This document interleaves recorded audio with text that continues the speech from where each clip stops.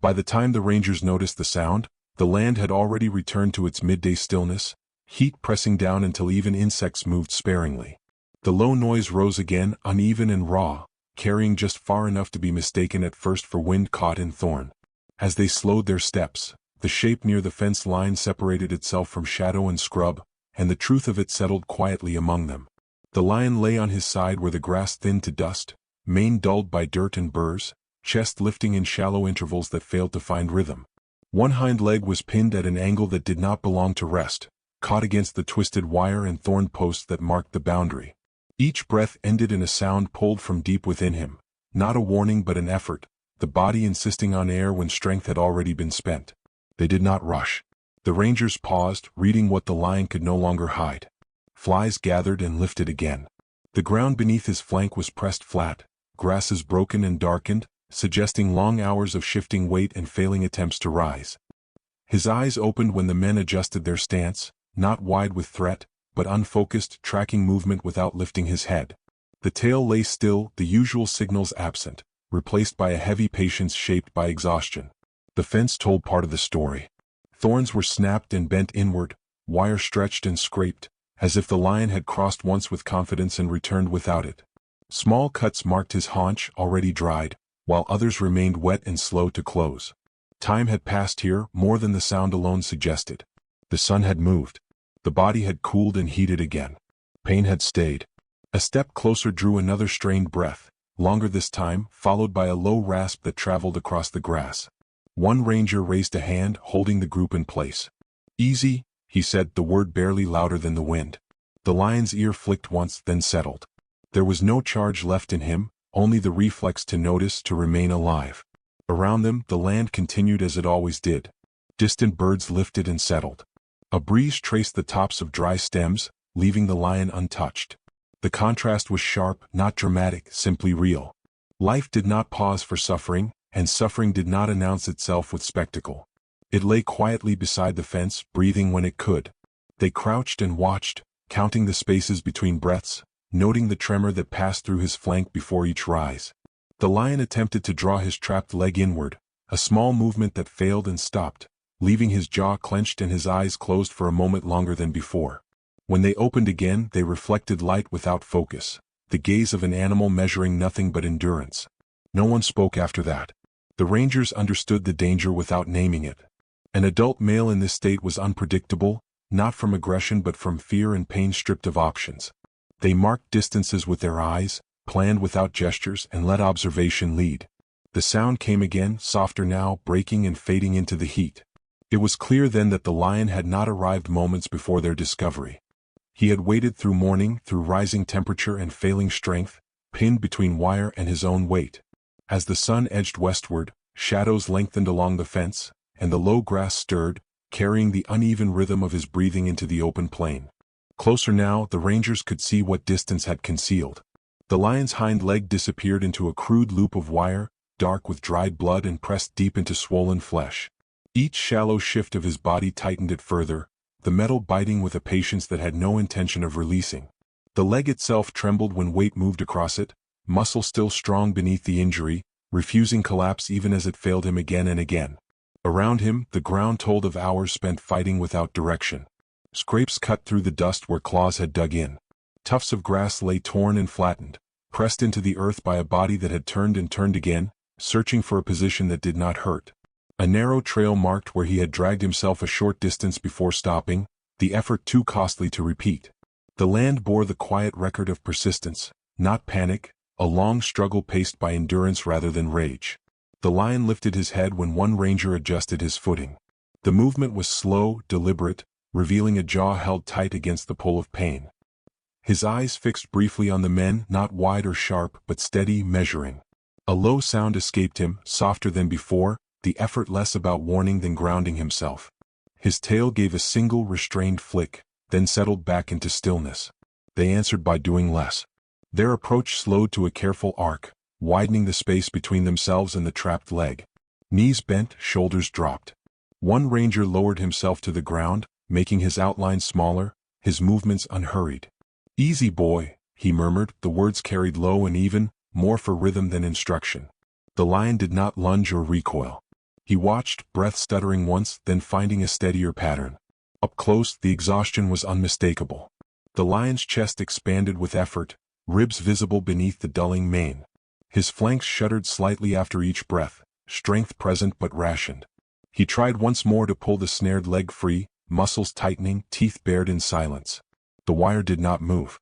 The attempt ended as it had before, with his head lowering back to the dust and his eyes closing for a moment longer than rest would require. Human presence remained patient, deliberate. Tools were prepared without sound, movements communicated by glance and pause rather than gesture. The rangers stayed where they were, letting the lion dictate distance. When a breeze shifted, carrying their scent toward him, he inhaled deeply and released it in a long, uneven breath. The sound held no alarm. It was the release of something spent. The lion's resistance continued, but it had changed shape. It was no longer directed outward, no longer testing the space around him for threats. Instead, it turned inward, measured and contained, focused on enduring the pull at his leg and the growing heaviness in his body. When one ranger adjusted position again, the lion lifted his head once more, ears angling toward the movement, then settling back. The choice not to act carried its own weight. As the sun drifted lower, light softened across the scarred ground, and the grasses stirred with the late-day wind. The snare held fast, but something else had begun to loosen. Not trust, not yet, but a quieter allowance, a fragile pause where effort gave way to stillness. The lion lay breathing in the open, the land around him finally quiet, as if waiting alongside him for what would come next. As the preparations continued, the sound that had first drawn attention to the fence line thinned and faded. The low, strained breaths still came, but the effort behind them softened, stretched out into longer spaces of quiet that felt heavier than the noise had been.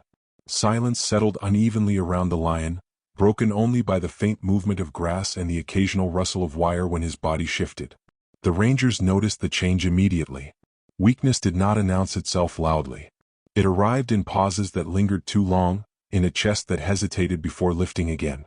The lion's eyes remained open, but their focus drifted, blinking slow and deliberate, as if each moment of awareness required negotiation. His strength was still there, coiled and present beneath the exhaustion, but it no longer surged outward. It stayed contained, guarded. Hands hovered over tools without reaching for them. No one moved forward yet. The space between action and restraint narrowed, and within it sat the knowledge they all shared. Intervention could save him. It could also trigger a final, dangerous burst of resistance, muscle acting on instinct alone. The lion was still an apex animal even now. Respect for that truth shaped every decision. One ranger shifted his weight carefully, testing the ground with his boot. The lion's ear flicked once in response, then fell still. There was no sound from him this time. The absence carried its own message. The men waited, watching the rise and fall of his flank, counting breaths again, recalibrating their timing to the lion's body rather than their own urgency. Minutes passed like this, measured and suspended. The wind changed direction, lifting dust and carrying it across the lion's mane. He inhaled shallowly, then released a long breath that seemed to empty more than air. His head lowered until his chin touched the earth, neck muscles relaxing in stages.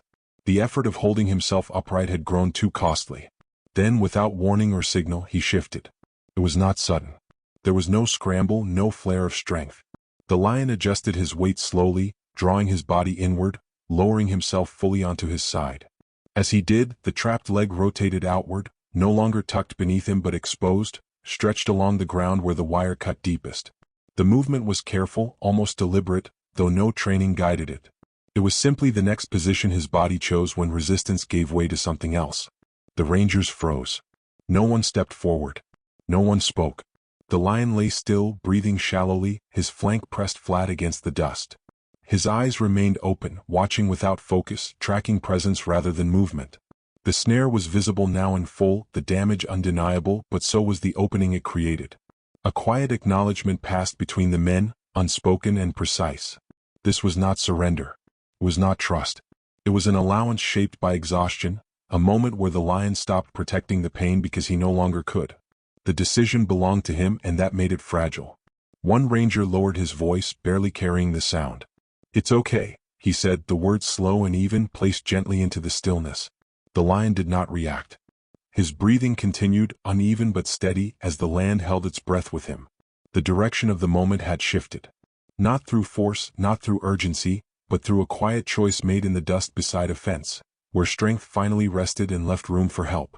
Careful hands moved into the space the lion had allowed, slow and deliberate, every breath measured to match the uneven rhythm rising from his chest.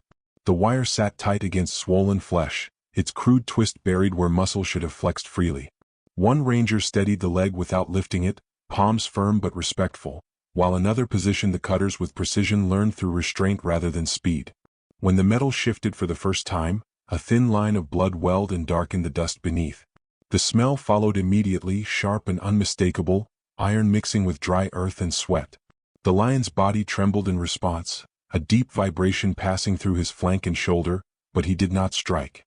His jaw tightened, breath catching once before releasing in a low, strained exhale that never rose into sound.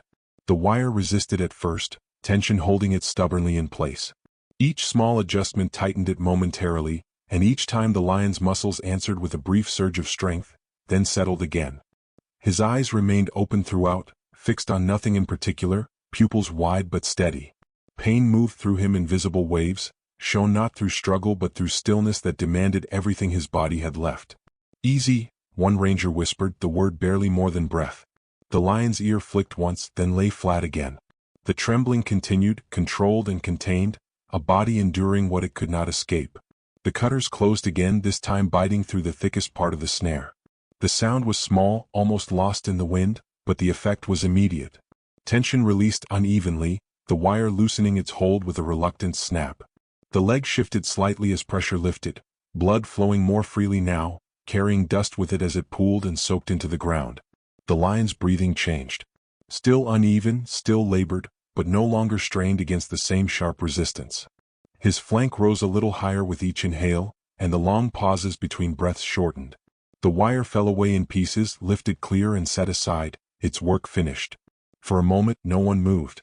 Hands remained where they were, not yet withdrawing, allowing the lion to adjust without surprise.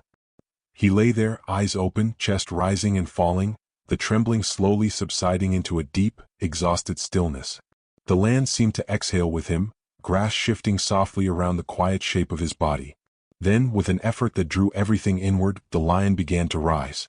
It was not a surge but a careful sequence, forelegs bracing first, shoulders lifting unevenly. The freed leg lagged behind, shaking as it found the ground, weight tested cautiously before being accepted.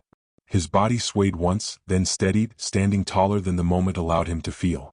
The rangers stepped back without being asked, widening the space, lowering their gaze. This was the moment they had prepared for, the expected rush, the sudden reclaiming of distance. It did not come. Instead, the lion paused. He stood there, sides heaving, mane stirred by the late wind, and turned his head once toward the humans behind him.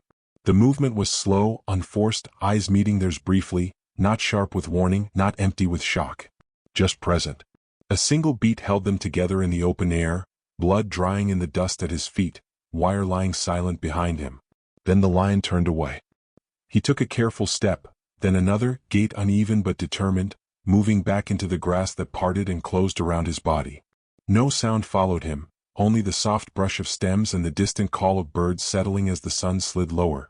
By the time the light warmed and stretched across the plain, the fence line stood empty again, holding only flattened grass, a discarded snare, and the lingering stillness of a moment that would not repeat.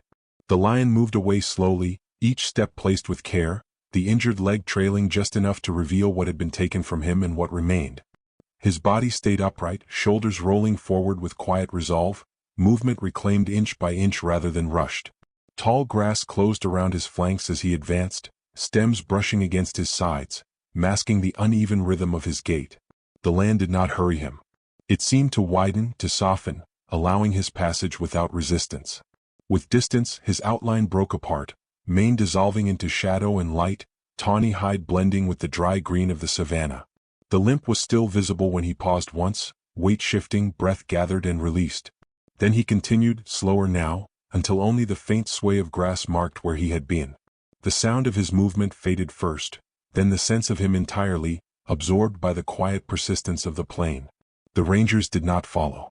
They remained where they were, tools lowered, hands empty, eyes fixed on the place where the grass had last parted. No one spoke. The moment had passed, but its edges lingered, difficult to leave behind. Dust settled around their boots, disturbed earth reclaiming its shape. The discarded wire lay coiled nearby, dull and lifeless, already beginning to look like something the land had always carried. Time stretched. Birds resumed their calls at a cautious distance. Insects returned to the air, their movement barely perceptible.